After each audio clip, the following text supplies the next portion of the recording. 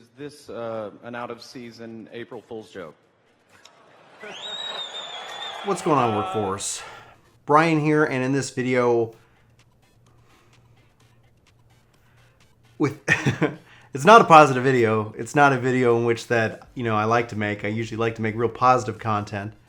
Obviously, sometimes we dip into critique, and in this video, it's not really so much a critique as it's just a level of frustration that is just building up inside of me to the point where I have to sit down and just express it.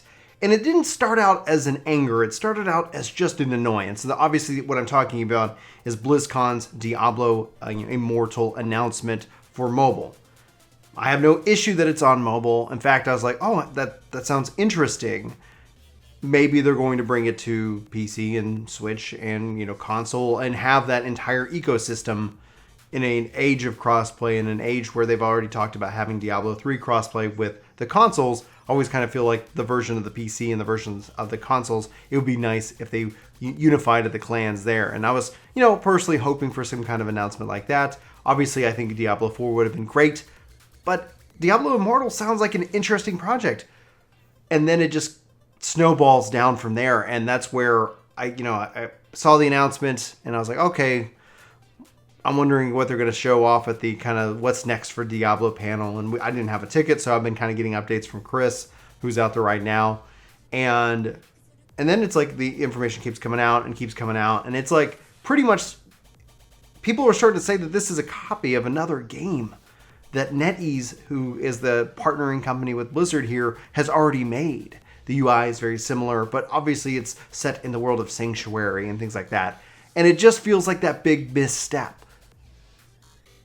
And it just goes on to kind of tie into a video that we just did on this channel, asking the question, is WoW dying?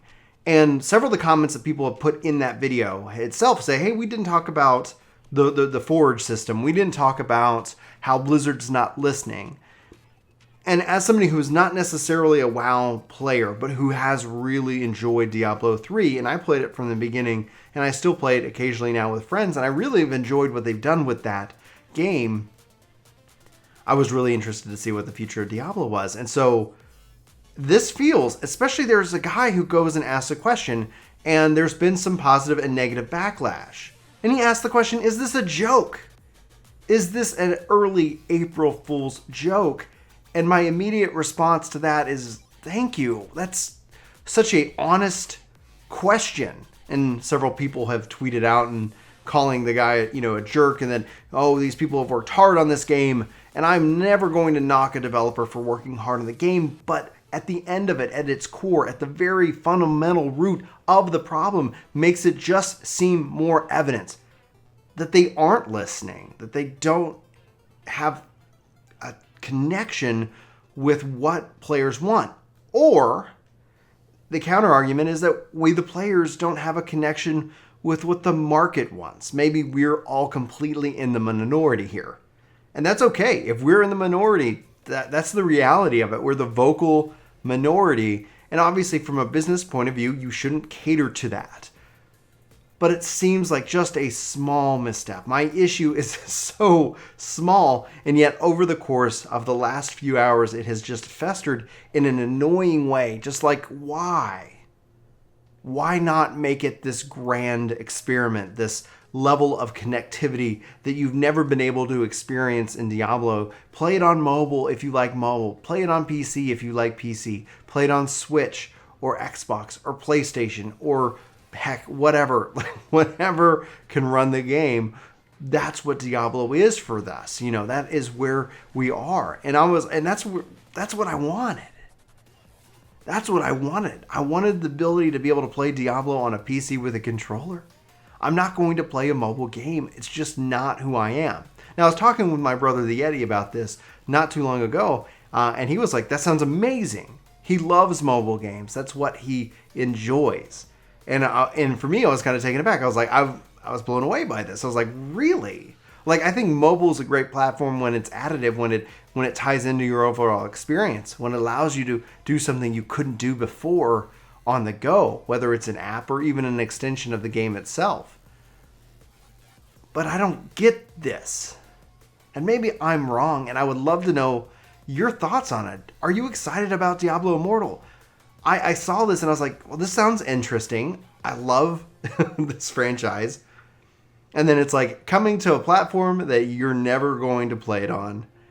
And then my heart sank. And then over the course of the rest of the day, seeing the fan backlash, seeing how it felt like they just aren't listening, made me feel like, why should I even pay attention? There's plenty of other great games out there. Plenty of other hardworking developers out there that I can worry about, that I can throw my money at and really kind of talk about. But that's what I'm feeling. A huge lack of disappointment, a huge frustration, and then a sense of just utter disappointment. Anyway, guys, sorry for this video. I just had to sit down and express myself, and I'd like to keep this conversation going. Maybe talk me down a little bit if you guys are excited, if you guys play mobile games. There's the connection here that I worry about Final Fantasy XI mobile.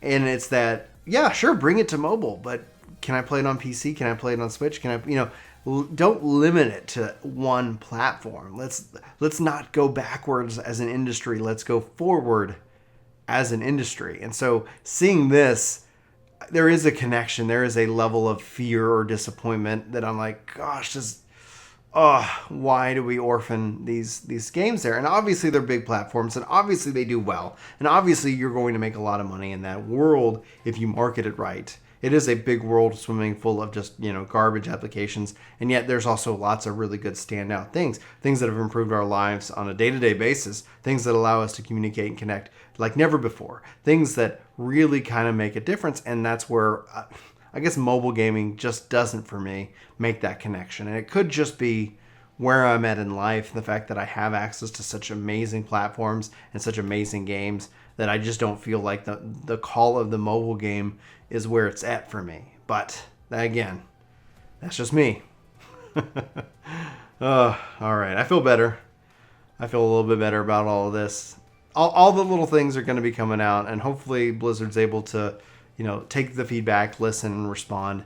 And really, honestly, if they came out tomorrow and said, yes, Diablo Immortal is coming out on all these other platforms, I think that's when I would get excited. That's when I'm like, tell me more about this game. Tell me more about these stories that you're going to tell me, because now I'm interested. Anyway, guys, for Work To Game, my name's Brian. Thanks so much for watching this video. I hope you have a fantastic weekday, night, evening, year, whatever. a good rest of BlizzCon. I'll talk to you guys soon. Take care. Hey, beautiful. Did anybody ever tell you that we want you as a part of the workforce? That's right. The workforce needs you. Yes, you on YouTube or wherever this video is shared. Like, favorite, share, sub, dance, join, military, jump up and down. You know the drill. Anyway, we totally want you. Part of the workforce. Join the workforce. Or don't. Either way, we hope you come back. Hope you have a good day. Peace. Chuck Charles out.